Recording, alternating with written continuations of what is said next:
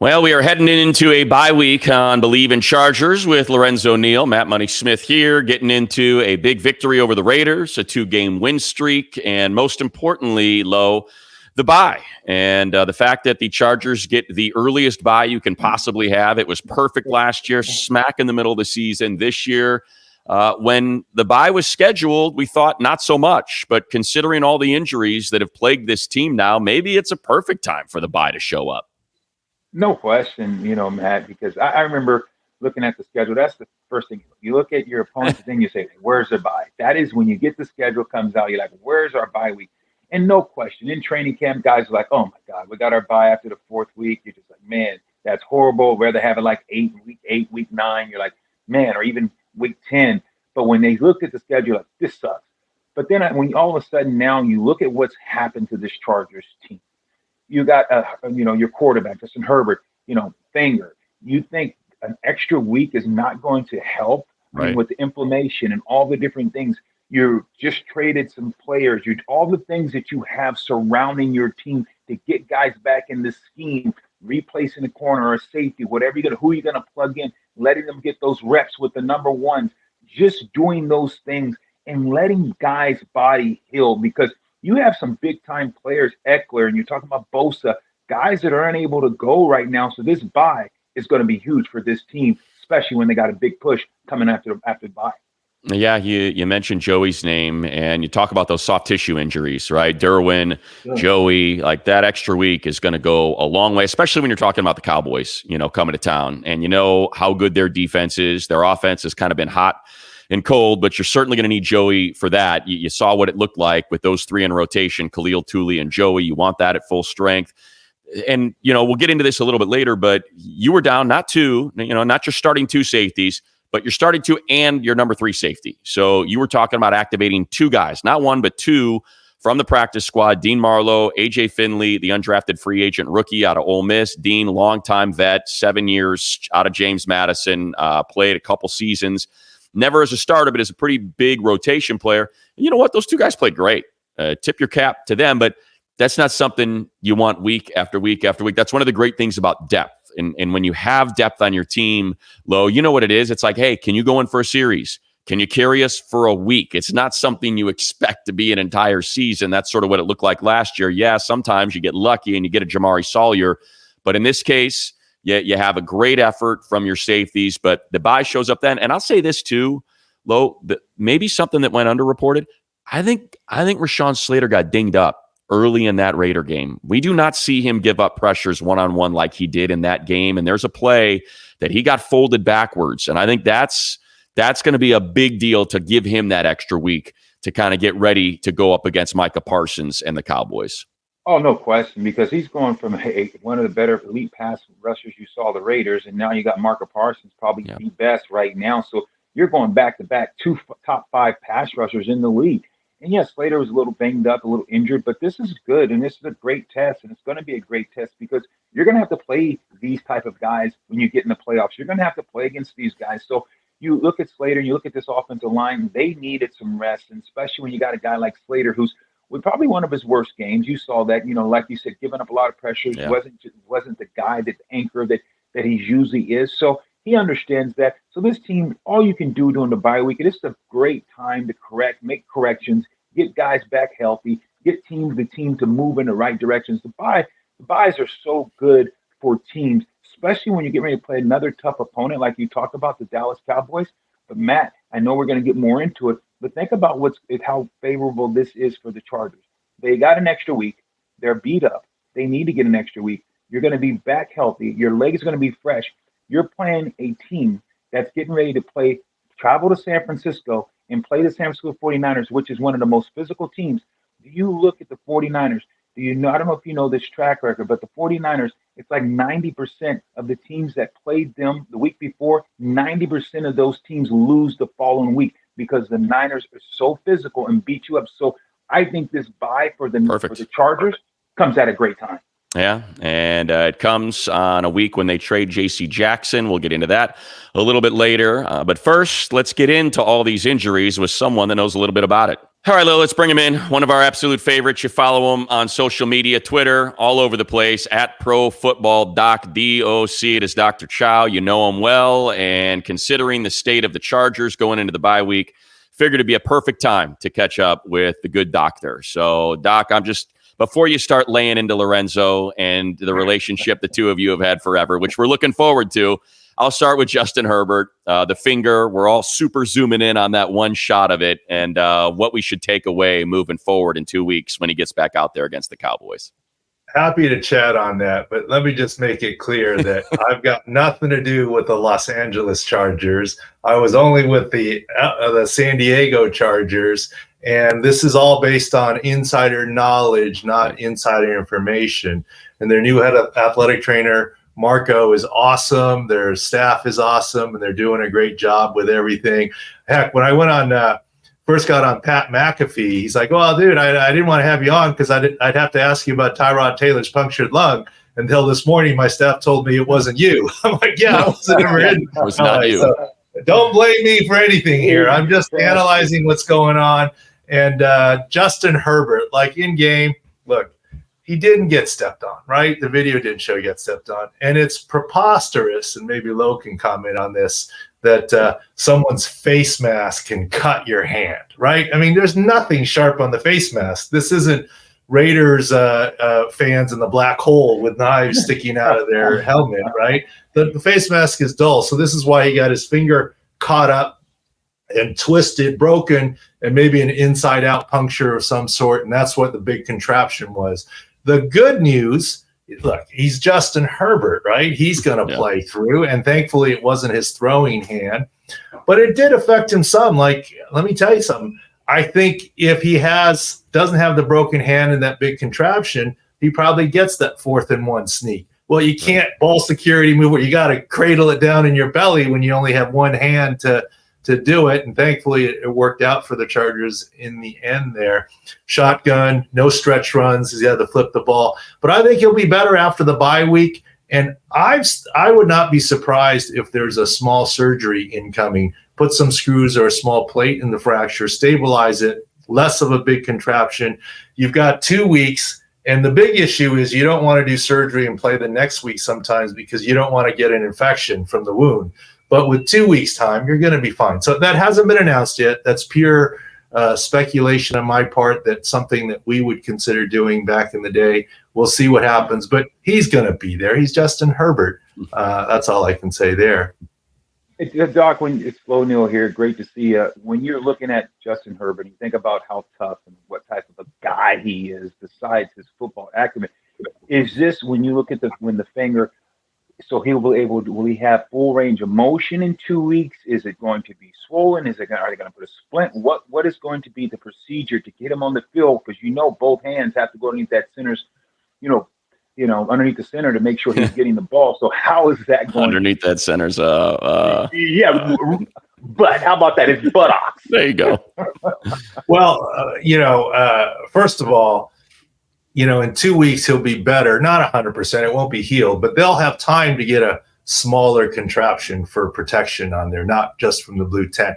And the surgery would help stabilize it if that happens. So I have no doubt he's going to play. But here are some of the differences. I think you'll see more shotgun as opposed to under center, right? And if he is under center, there are potential ball security issues. But as you know, it's top hand, dominant hand, not the left hand that's on top where the ball gets slammed in there.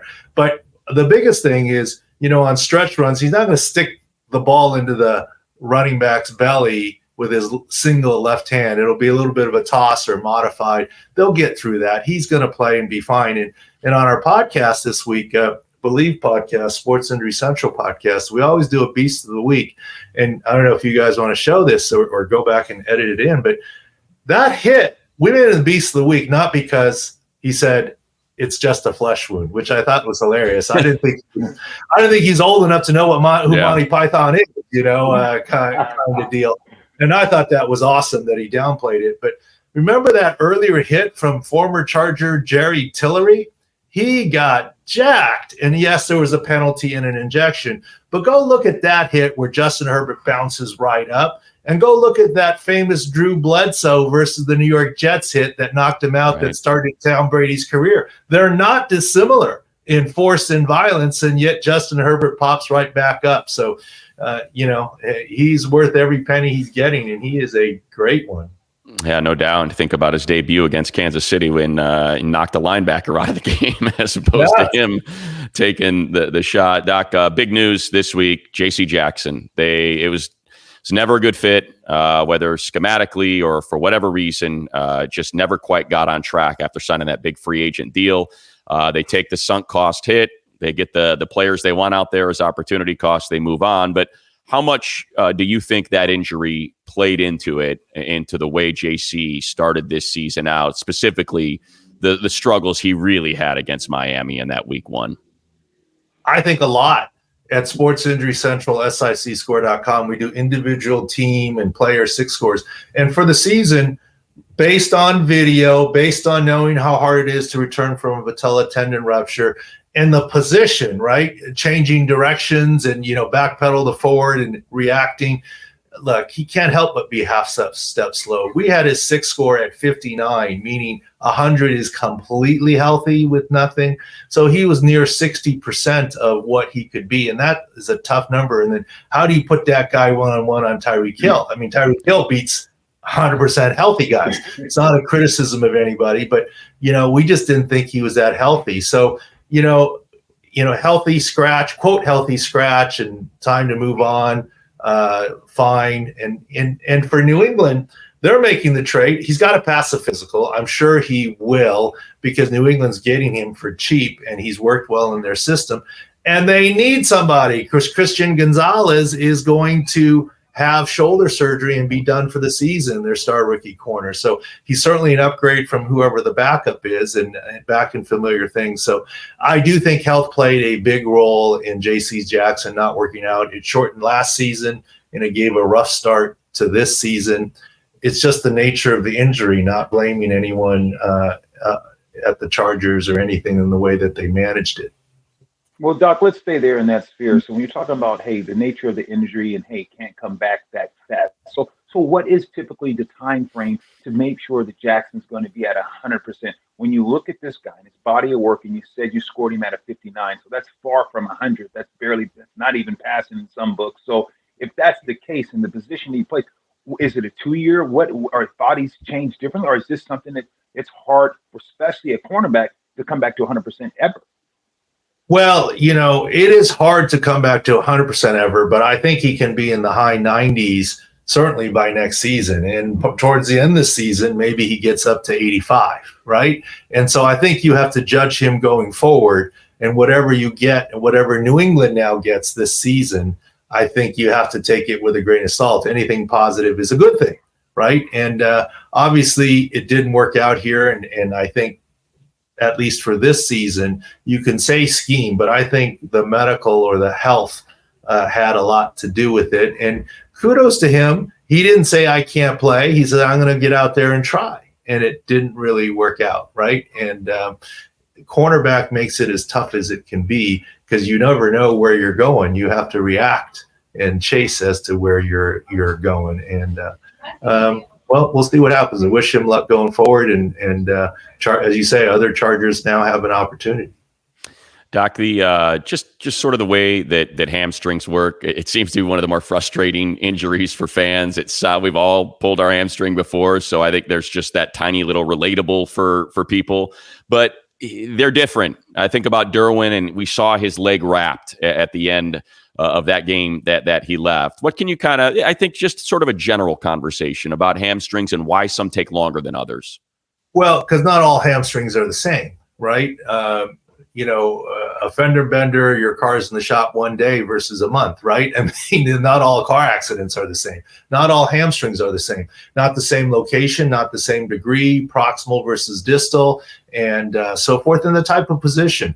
Hamstrings are always harder on explosive athletes, and you would argue for sure Derwin James is explosive, and so is Joey Bosa. Explosive athletes are harder. Easier for quote plotters, offensive linemen and so forth. Harder for the explosive athletes, and that's what you're dealing with. And in the end, used to do this all the time back in San Diego with the Chargers. Okay, is this guy 100%? No, but is he better than the backup doing what he does? And does he help us? And what's the risk of re-injury? Sometimes the decision is made based on, hey, look, let's wait another week. Oh, we really need him this week. 85% is better than what we have the next guy. And I remember a conversation once, Derwin James is more safety than a corner. On a corner, the coach saying, we really need him. Why can't he go? I said, look, I'm not telling you he can't play. I'm telling you he can try, but I'm telling you he's not 100%. And if he, stop, go route and he pulls up lame and we give up 6 points, don't look at me. And then he's out another month. Or do you want to wait another week and, get more security that they're going to be okay? So return to play is really that kind of discussion. It's between the player, the medical staff, and the team in terms of what you want. You can have situations where the player says, I'm ready to go. The medical staff says you're okay to go. And the team says, you know what? We got a big divisional matchup next week, and we really need you for that game based on scheme and personnel. Let's not risk it for this non-divisional game. Or in Austin Eckler's case, was there some of this, okay, you might be able to go, but we have the bye week. Let's get the insurance and give you all the way through the bye week and play week 6. Those are considerations that are always made behind the scenes. For Dr. Chao, you can follow him at Pro Football Doc. He does it for Believe as well. A million different ways to get all the information going into any Sunday's contest. Doc, you're the best. We certainly appreciate it. And you can get all the links to all the different things that Dr. Chao has going right there at Pro Football Doc on social media. So we did a lot of looking forward, Lo. Well, now time for us to look back. It was Raiders week. The Chargers get the victory. That's the most important stat. They get the 1 in the win column. The Raiders get another 1 in the loss column. They're 1-3. Their fan base is freaking out about how this thing has fallen apart since Rich Bisaccia took over for John Gruden and guided them into the postseason. That big Week 18 win over the Chargers, and then a playoff contest that came down to the very last play when Derek Carr threw an interception, and a wild card contest in Cincinnati. And since 2-7 start last season, now a 1-3 start to this season. So glad we're not there. We're here after a 0-2. They've won 2 in a row. A heck of a first half from the offense, and really overall the entire game, save a couple plays, an incredible effort from a defense that was wildly undermanned. No question. And we're going to start, of course, we're going to break down the game, but it's one guy that got my game ball of the week, and that's Khalil Mack. I mean, here's a guy that, started with the Raiders, the franchise, not 1, not 2, not 3, not 4, but 6 sacks. What he did, Matt, not having Bosa and just going out there and just willing that game to taking over that game defensively when you had a very, very competitive team. The Raiders were hung around, even though the Chargers jumped on them. The Raiders made that a football game, and you needed all hands on deck. It was a very, very good win for the Chargers. 2 coaches that, let's be real, 2 coaches that are having whispers about, hey, their job and what have they been doing, and kind of questioning these 2 coaches. And this is great for the head coach. The Chargers needed this win. The head coach needed this win. The organization needed this win. The fan base needed this win. And that's because you're beating the Raiders, a team that is your rival. To beat the Raiders, that keeps a lot of people and a lot of fans at bay temporarily. Yeah, I'll start with Khalil Mack, because I think it's a perfect example of when you have a favorable matchup, you have to take advantage of it. Illuminor has been leaky all season long. There's a reason why Jimmy Garoppolo threw an interception in each of the first 3 games, why there had been turnovers, why their offense had struggled. A big part of that was the right side of that line, and that's where the majority of his sacks came from. They took advantage of it. They ran games over there. They attacked the weakness with Thule and Khalil stacked on top of one another. I don't think it's coincidental that Thule combined with Khalil Mack led to 6 sacks. And prior to that, they were stacking Thule with Joey Bosa, and somehow he picked up 3 sacks in 2.5 games. So there's something special there with this rookie. The way he occupies blockers, the way they're running stunts in games with Tui Pelotu has been incredibly fruitful for this team. So love to see them exploit the mismatch, to see Khalil Mack, who had 0 sacks, coming into this game through 3, gets 6 in this one, had 8 in all of last season. Exploit that mismatch, because that's what you have to do when you have premium players like Joey, like Khalil. Make sure they pay for the leakiness on that side of the line. You mentioned how the Raiders stayed in this game. They stayed in because the offense completely disappeared in the second half, which was odd. They put up 24 points in the first half. Their possessions in the second half, a 55-second 3-and-out, a 3-minute interception, a 2-minute 3-and-out, a 4-play, 9-yard turnover on downs, 29-second drive before the end of the game. That was their second half. Basically, the defense was on the field for almost the entirety of the second half, and that's why we say you have to tip your cap to them. Yeah, the Raiders scored 10 unanswered. The defense was on the field the entire second half, Low, and they still had all that energy to keep going. They did, and when they needed them most, they were there. They stepped up to make those plays that they needed to close the game and shut the game down. That's what you love, that your defense did that. And yeah, and for me, Matt, I think this is a matter of mental. It's not physical. I think that you have guys on the Chargers team taking times offensively of missing a block here or to give up a sack here. Okay, one guy missed him. Okay, and the guy's in the backfield. This offense and just this team, if they want to get to where we think they're capable, and that's being a playoff type of team and making some noise, you got to clean up some things this week, because you're talking about 29 seconds. You're talking about 3-and-out. You're talking about 3-minute drive and not keeping the ball and not keeping your defense fresh. This is a recipe where you're going to get more guys like Khalil Mack and all those guys injured because now they have to go back on the field. They're fatigued. When you're fatigued, you're more susceptible to injuries. So this team collectively, offensively, has to step up, because this is supposed to be one of the most prolific offenses in the National Football League. And it's no excuse that you can go 3-and-outs in a row or 4 or 5. You have to play better, make better decisions, and guys have to make it an onus on themselves to say, I'm not going to be the weak link. Each guy can't take turns breaking down in crucial times, because it will hurt you when you're playing the elite team. Yeah, it was that first drive of the second half that really got them. The designed runs were not working in the second half for whatever reason. It just wasn't happening. The first drive, remember, they get pinned back. It was a heck of a punt by Cole. They're pinned at their 5. Josh Kelly loses 2 yards on first down. So now you got a 2nd and 12. Herbert throws a beautiful pass to Quentin that hits him right between the numbers, and it bounces off his shoulder pad.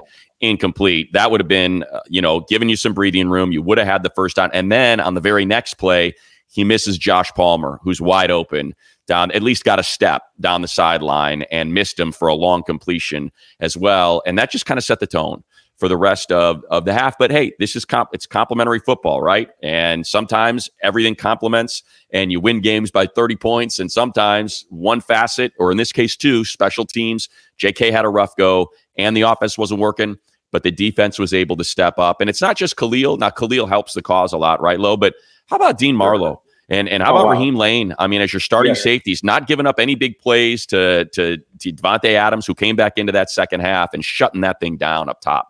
The defense gets the game ball because of how ineffective the offense, like you talked about, dropping passes, overthrowing an inch, a guy giving up a sack at the wrong time. So collectively, defense overall, they did a great job, especially being on the field as long as the offense had them out there. And all right, that's going to do it for this week. Believe in Chargers. We'll be back next week with the bye week, getting ready for that huge Monday Night Football contest against the Cowboys.